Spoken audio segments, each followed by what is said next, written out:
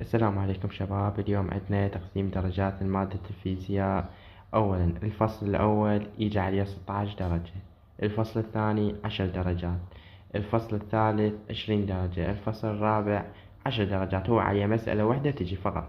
أما الفصل الخامس 12 درجة، الفصل السادس 18 درجة، الفصل السابع 14 درجة، الفصل الثامن 12 درجة، الفصل التاسع 8 درجات، وهاي راح تصير المجموع 100. أما عندنا تقسيم درجات الدور الأول مادة الأحياء.